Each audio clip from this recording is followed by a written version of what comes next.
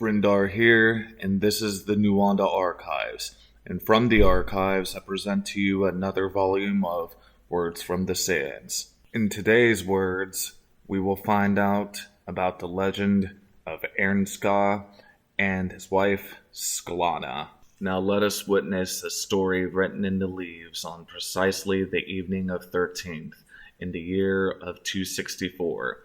Ernska, a Nuendan shaman, was walking through the northwest swamps in Nuenda, having a blissful smoke of the finest Trenjan salts in the infinite lands out of the skull of a dead plurt, with the goal in mind to lure out a plurt general to slay him under the entirely tree, like what the plurt did to his brother Hrynska a few years ago.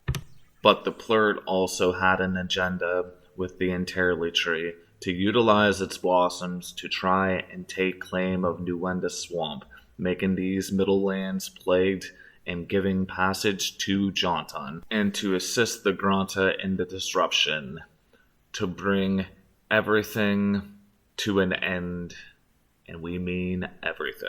Little tidbit to take in about the plurt. Even though they are a race of mercenaries, thieves, scavengers, and plague bringers, they carry a very unique method of channeling the crystalline venom that can enable a skilled plurt to liquefy their enemies with little effort.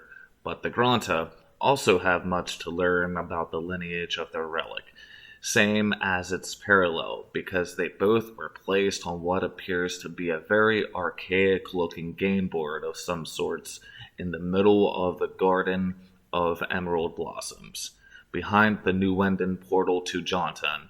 Or some do say, but let's be honest, does any Rengalan, Nuendan, or Tricknon really know completely what the origins of the relics really are?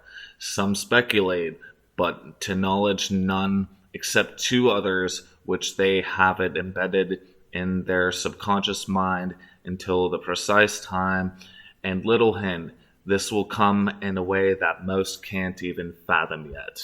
Imagine this, the visual of a being with glowing but dark skin, winding lights as eyes, and strength beyond comprehension. Even the hair tells the story of this being, along with his personality. If only he didn't like to showboat in battle and get it done quickly, he wouldn't have nearly as much of inconveniences, but in the end, he survives either way, because Ernska knows what has to occur in due time. Let us go 14 exnas, 14 miles in Nuendan, forward in the swamp, eastward to a small village called Ixnay. A special order of Nuendan priests and priestesses developed a complete house and yard and ecosystem out of the other ruby and pearl game boards. The Ixnay developed a special type of skin that is also a form of armor that came from the special kind of rain they conjured up that day. No one, not even them, know how they did this, but they adapted it into their lifestyle. On the day of 14th, in the year 270, Sklana, an Ixnay priestess, was walking in the swamp snacking on some emerald blossom pellets, which are a tasty treat found only by the Ixnay, made with seeds of an emerald blossom coated lightly with Condren sugar. She stumbled upon a decapitated plurt and the carcass of a violet Trenjan flower, which is cultivated and used for Trenjan salts, by the way. And attached to that was a letter addressed to her from her lover, Ernska, which read this.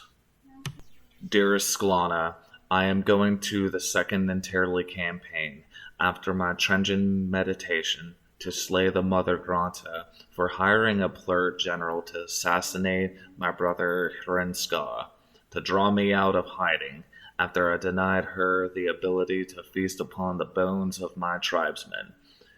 You know I'm the best hunter in all the known swamps, so I will be able to take down all the blurt to get to the second Mother Granta, Viernt.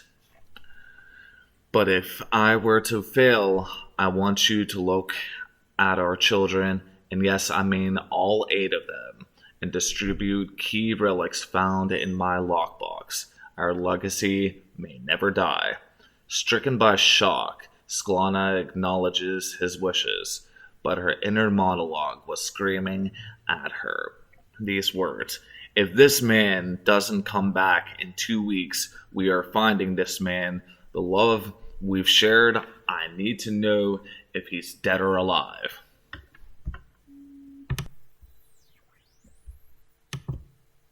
The battle rages on with Viernt and Ernska as he feels he's nearing death, until a being with plum-colored skin and ice-colored eyes descends and impales Viernt, and in one victorious blow, Viernt falls.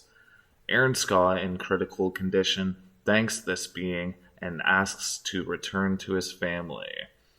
This being grants his wish and whispers in his ear his true identity.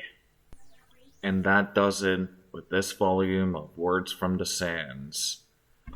Join Franklin for the next volume of Earthly Entries on a Tuesday very soon. Until we meet again.